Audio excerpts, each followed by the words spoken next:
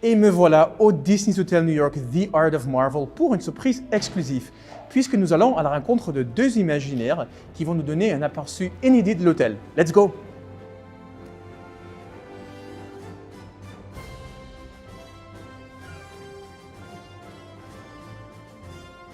Vous êtes imaginaire ici à Paris. Est-ce que vous pouvez nous expliquer quel est votre rôle en tant qu'imaginaire et quel est votre rôle sur ce projet colossal? Je m'appelle Sylvie Massara et je suis directeur artistique pour les hôtels à Disneyland Paris. Et moi, je fais partie de l'équipe de concepteurs scénographes. On s'occupe du suivi de la production et du chantier du Disney's Hotel New York The Art of Marvel. Sylvie, est-ce que tu peux nous dire un peu plus sur comment nos visiteurs vont être plongés dans l'univers Marvel ici? Dans le lobby, c'est un parfait exemple de ce mélange. Donc, Hôtel New York, d'abord dans le nom de l'hôtel. Pourquoi? Puisqu'on reprend la verticalité comme dans les gratte-ciel de New York. Que ce soit l'extérieur, on a rajouté des lignes rouges lumineuses, mais également à l'intérieur avec ces colonnes en verticale, alors qu'avant on était en horizontalité dans cet espace. The Art of Marvel, c'est plus de 300 œuvres d'art qui vont être exposées partout dans l'hôtel, des lieux publics jusqu'aux chambres, aux suites, aux restaurants. Donc 300 œuvres d'art qui ont été créées par 95 artistes. Une cinquantaine d'œuvres d'art ont été créées d'ailleurs spécialement pour l'hôtel. Si je prends par exemple la première œuvre d'art que les visiteurs vont découvrir lorsqu'ils vont rentrer dans le lobby, ce sera une immense bande dessinée rétroéclairée. Donc Jonas, si tu regardes derrière toi, il y a une énorme vitrine et c'est à l'intérieur de celle-ci que prendront place 3 armures taille réelle de Iron Man, la Mark II, il y aura également la Mark 21 et en pièce centrale, il y aura l'armure Mark 45B. Manhattan Restaurant, ça évoque la ville de Manhattan.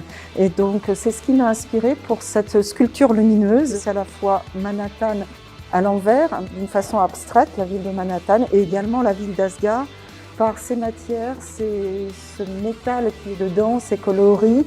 Et en fait, ils ont été créés spécialement, chaque élément, avec une inclusion de métal.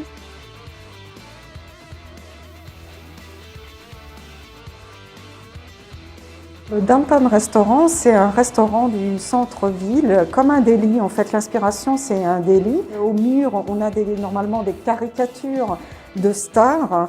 Et là, au lieu d'avoir des caricatures de stars, on va avoir à nouveau des sketchs de designers de Marvel. C'est le restaurant, d'ailleurs l'endroit dans l'hôtel où il y aura le plus d'œuvres d'art qui seront exposées au mètre carré. La ligne directrice, c'est de représenter la diversité de styles, même si on est sur un principe de crayonné en noir et blanc, il y a tout un de styles différents, et la diversité de personnages représentés.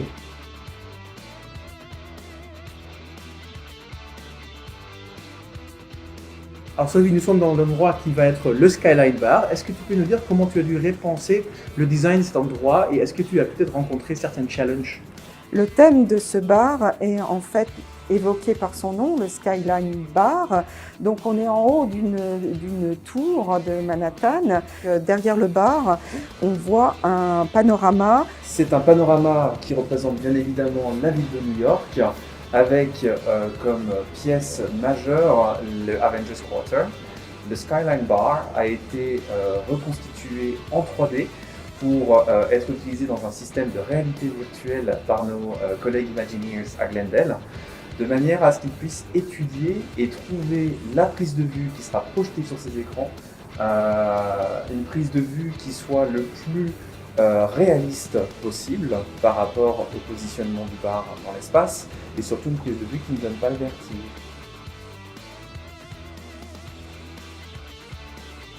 Alors, Sylvie, Tom, ça y est, je suis prêt à prendre le métro. J'adore, je suis fan. Alors on y est où? Qu'est-ce qui se passe ici? Donc comme son nom l'indique, Métropool, ça se passe à New York, au métro new-yorkais. Donc on retrouve au sol les quais avec les marques grises qui démarquent un petit peu les zones. Au mur, le carrelage métro et les fameuses petites mosaïques avec tous les stations de métro où les héros auraient pu prendre le métro à New York. Vous avez pu voir aussi également l'entrée entre les deux vestiaires où il y a un couloir, où il y a une structure métal qui donne l'impression également d'être dans le métro de New York. et qui donne sur cette grande fenêtre qui sera occultée comme si on rentrait dans le tunnel du métro. Oui, allez-y.